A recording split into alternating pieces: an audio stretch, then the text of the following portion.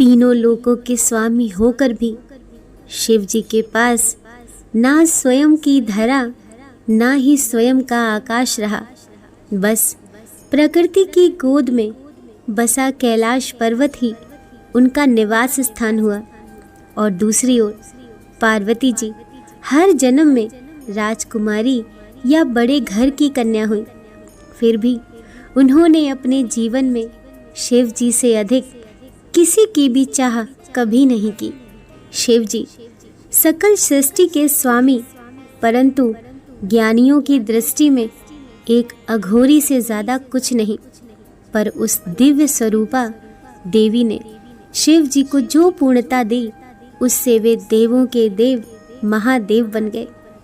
पुराणों में वर्णित है कि पार्वती जी ने शिव जी की अर्धांगिनी बनने के लिए 108 बार जन्म लिया। अंतिम 108वीं बार में वे पार्वती जी बनी। पार्वती जी के स्वरूप से पहले उनका जन्म दक्ष प्रजापति की कन्या के रूप में हुआ। तब उस जन्म में भी उन्होंने प्रेम में वशीभूत होकर शिव संग प्रेम विवाह किया, परंतु उनके पिता प्रजापति की इच्छा रही थी कि सती विष्णु जी को वरण करें, ताकि वे सब प्रकार के वैभव से युक्त व प्रसन्न रहे। पर सती तैयार न हुई, बल्कि उन्होंने घोषणा कर दी कि मेरा वास्तविक सुख तो महादेव में निहित है।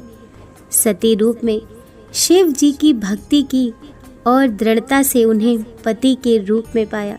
इसी बात से दक्ष प्रजापति शिव जी के विरोधी बन गए और अपना सबसे बड़ा शत्रु अपने ही जमाता अर्थात शिव जी को मान लिया। शिव जी को तुच्छ दर्शाने के लिए दक्ष ने एक महायज्ञ का आयोजन किया, जिसमें सभी देवी देवता, यक्ष, साधु, संत, ऋषि मुनियों को बुलाया गया।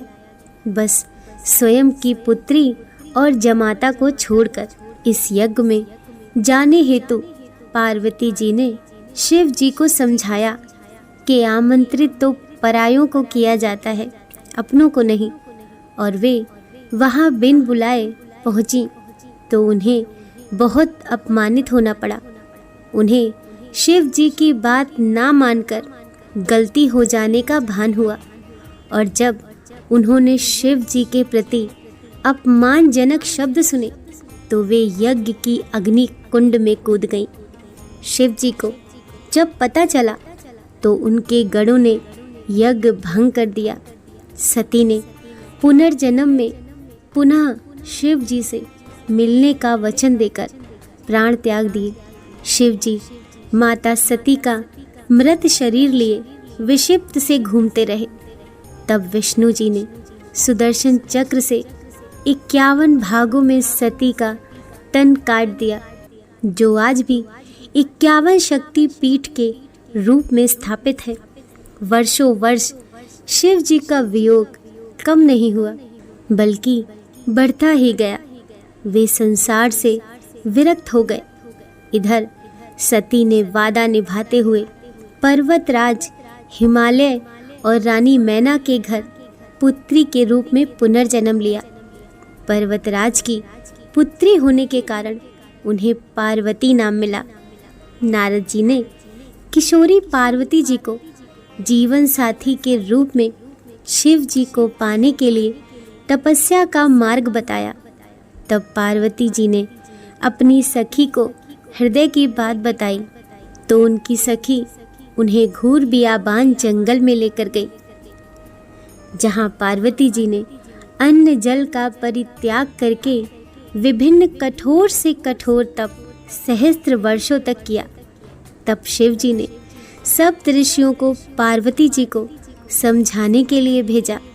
स्वयं भी वट वे में समझाने पहुँचे थे, परंतु शिव जी ने भी पार्वती जी के दृढ़ संकल्प के आगे हार स्वीकार कर ली और वे पार्वती जी के संग परिणय सूत्र में बंधने का वचन दे बैठे। इस वचन को शिव जी ने फागुन मास कृष्ण पक्ष की चतुर्दशी अर्थात शिवरात्रि को पूर्ण किया। शिव और शिवा का महामिलन शिवरात्रि को हुआ, इसीलिए यह दिन महाशिवरात्रि बन गया। कितनी कठिनाइयों को सहन करते हुए महलों की राजकुमारी पार्वती जी पर्वत वासिनी बन गई। पार्वती जी ने एक बार अपने लिए घर की इच्छा भी जाहिर की थी। तब शिव जी ने उन्हें लंका बनाकर भी दी थी।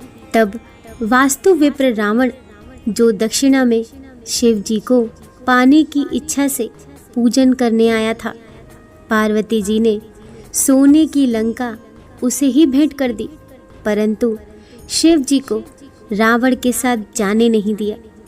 पार्वती जी ने किसी भी जन्म में भोले भंडारी के प्रेम के अतिरिक्त कोई धन वैभव नहीं चाहा, बल्कि जीवन की हर परिस्थिति में शिव जी का साथ, सूर्य की किरणों, पुष्प में सुगंध तो शरीर संग प्राण बनकर निभाया।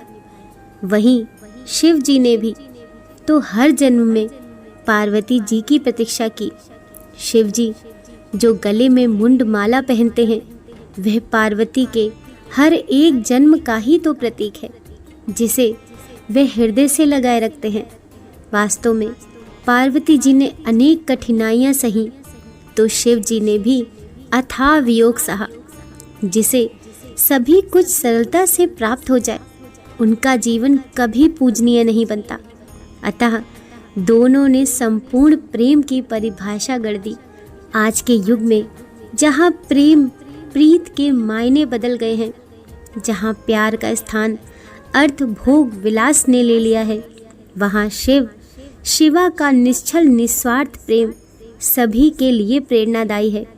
तभी तो आज भी भक्तगण सदियों सदियों बाद भी इस संपूर्ण हुए प्रेम के दिवस को महाशिवरात्रि के रूप में विशेष उल्लास, उमंग, ऊर्जा से मंदिर मंदिर, घर, पंडालों में पूजन व्रत करते हुए रात्रि जागरण के साथ मनाते हैं।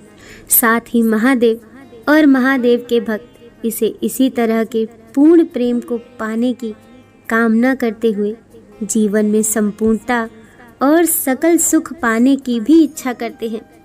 इस संपूर्ण युगल जगत के माता पिता का आशीर्वाद सभी के जीवन पर सदा बना रहे। दोस्तों, कहानी पसंद आई हो तो वीडियो को लाइक कीजिए, चैनल को सब्सक्राइब कीजिए। मिलते हैं अगली कहानी के साथ।